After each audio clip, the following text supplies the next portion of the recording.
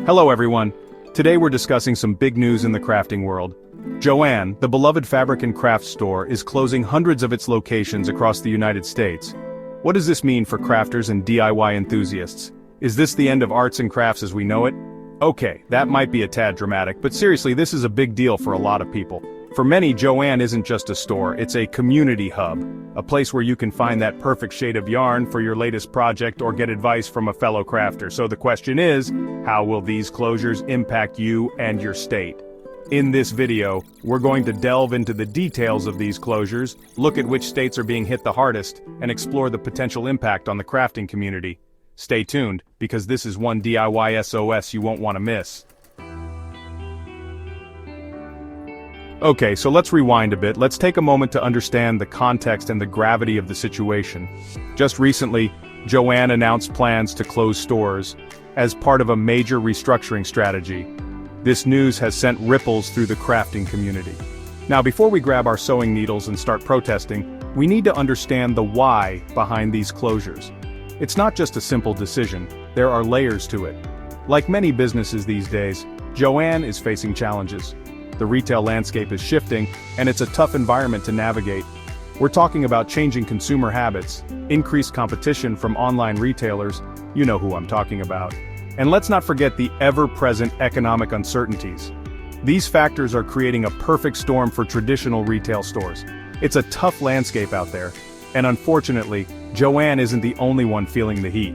Many other retailers are also struggling to keep their doors open. But here's the thing, these closures aren't happening in a vacuum. They have broader implications that we need to consider. They're going to have a ripple effect, especially in certain states. Some areas will be hit harder than others. Some states are losing more Joann stores than others, and that's where our maps come in. These maps will help us visualize the impact. Remember, we're not just talking about the inconvenience of driving a little farther to find fabric. It's about more than just distance. For some communities, Joann is the only game in town. It's a central hub for creativity and connection. It's where they get their crafting supplies, where they connect with other creative souls, and in some cases, where they work. It's a vital part of their daily lives. So these closures could have a real impact on employment, access to supplies, and the overall vibrancy of the crafting community in those areas. The effects could be far-reaching. We're talking about the potential loss of jobs, the difficulty of finding specific materials, and maybe even the closure of small local businesses that rely on Joann for their supplies. It's a chain reaction. It's like that feeling you get when you realize your favorite independent bookstore is closing down. It's a loss that goes beyond just a place to shop. It's more than just a store, it's a loss for the whole community. It's a place where memories were made and connections were formed, and that's what we're talking about here. The impact on the community is profound and multifaceted. So, as we move on to look at the maps, keep that in mind. These closures are more than just numbers and locations. This isn't just about dots on a screen, it's about real people and their connection to a hobby, a passion, a livelihood. It's about the heart and soul of communities. It's about the fabric of our communities, both literally and figuratively, and how these closures might reshape that fabric in ways we can't fully predict. The future is uncertain, but the impact is undeniable. Alright everyone, let's take a look at these maps. We've used some pretty cool AI technology to create visuals that illustrate which states are being hit the hardest by the Joann closures. Now you'll notice that these maps use a color coding system. The darker the area, the more store closures in that state. Think of it like a heat map, where the hottest areas represent the most closures. As you can see, some states are definitely feeling the heat more than others. And remember, these are just the states with the highest concentration of closures. There are other states experiencing closures as well, just not on the same scale. Looking at these maps, it's hard not to feel a sense of, well, loss. Each one of those darkened areas represents a community that's losing a creative outlet, a resource, and maybe even a part of its identity. But before we get too caught up in the doom and gloom, let's move on to our list of the top 5 most affected states.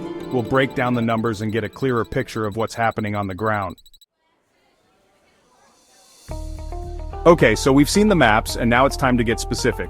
Here are the top 5 states where Joann is closing the most locations: California, Texas, Florida, Ohio, and New York. Now you might be thinking, well, those are all pretty populous states. Of course, they're going to have more closures. And you'd be right to some extent, but it's not just about the overall number of stores, it's about the ratio of closures to the remaining stores in those states. For example, while California might have had a lot of Joann stores to begin with, the closures represent a significant percentage of their total locations. And that's what we need to consider, the impact on crafters in those areas who now have fewer options. Imagine this, you're working on a project, you need a specific type of fabric or tool, and your go-to Joann is gone. Now you have to drive further, maybe even across town to find another store. That's not just an inconvenience, it's a barrier to creativity. And for some people, especially those without reliable transportation, it might mean giving up on their hobbies altogether. That's the real human cost of these closures that we need to talk about. Let's talk about the elephant in the room, or should we say the empty aisle in the craft store. The sight of these empty aisles is more than just a visual. It's a symbol of a deeper issue affecting our communities. The impact of these Joann closures on local communities is a complex and multifaceted issue. It's a story that goes beyond the surface, touching various aspects of community life. It's not just about the loss of a store, it's about the potential unraveling of a community hub. First and foremost, we have to acknowledge the economic impact. The closure of a store like Joann can send shockwaves through the local economy. These closures mean job losses, not just for Joann employees but also for those working in related industries. The ripple effect can be far-reaching.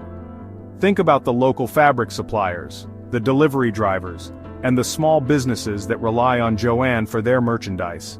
Their livelihoods are also at stake. The small businesses that rely on Joann for their merchandise are particularly vulnerable. They depend on the steady flow of customers that Joann brings to the area. The ripple effect is real, and it can be devastating for local economies. When one business closes, it can create a domino effect that impacts many others. Then there's the impact on access to supplies. For many crafters, especially those in rural areas, Joann is more than just a store. It's a lifeline to their creative passions.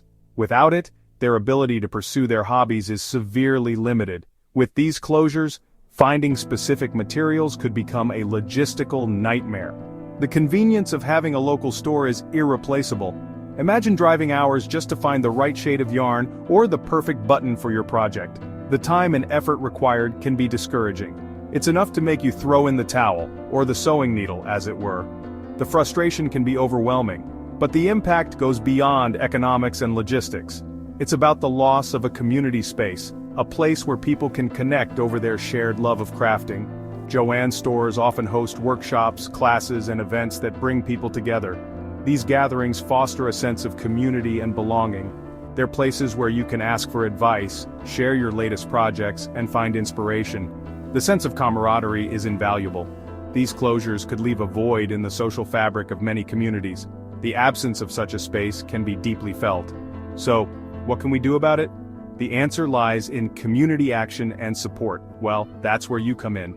By supporting local businesses, participating in community events, and advocating for the preservation of these spaces, we can make a difference. Look, I know this is a lot to process. It's easy to feel overwhelmed and helpless when faced with these kinds of closures. The news can be disheartening, and it's natural to feel a sense of loss. But here's the thing, we don't have to be passive observers. We can take action and make a difference. We can channel our inner crafters and get creative about finding solutions. Think about the skills and resources you already have. First and foremost, we need to support the affected communities. This is a time for solidarity and compassion. If you're in a position to do so, consider donating to local organizations that support artists and crafters. Every little bit helps. Many of these organizations are working tirelessly to fill the gap left by these closures, providing resources, workshops, and a sense of community. They are the backbone of our creative world. Next, let's harness the power of the internet. It's a vast resource that can bring us together. Social media can be a powerful tool for connecting with other crafters, sharing resources, and even organizing online workshops or craft-alongs. The possibilities are endless. Let's use these platforms to build a virtual community where everyone feels supported and inspired. We can create a network of encouragement and creativity. And speaking of the internet, let's not forget about the power of online retailers. They can be a lifeline for those who can't access physical stores. While they might not offer the same in-person experience as a physical store, they can be a valuable resource for finding supplies, especially for those who now face longer distances to their nearest craft store. It's about adapting to the new normal. But most importantly, let's keep the spirit of crafting alive. Our creativity is our greatest asset. Don't let these closures dampen your creative spark. Use this time to explore new ideas and techniques. Continue to explore your passions, experiment with new techniques, and share your creations with the world. Your creativity can inspire others.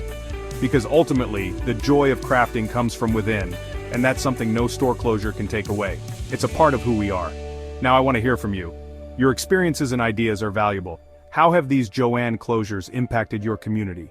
What changes have you noticed? Have you found any creative alternatives or ways to support local crafters?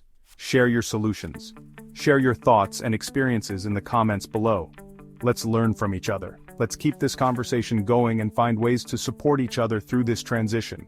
Together, we can make a difference. Well, there you have it, folks.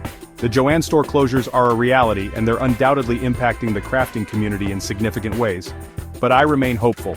I believe in the resilience of the crafting community, and I know that we can find creative solutions to these challenges.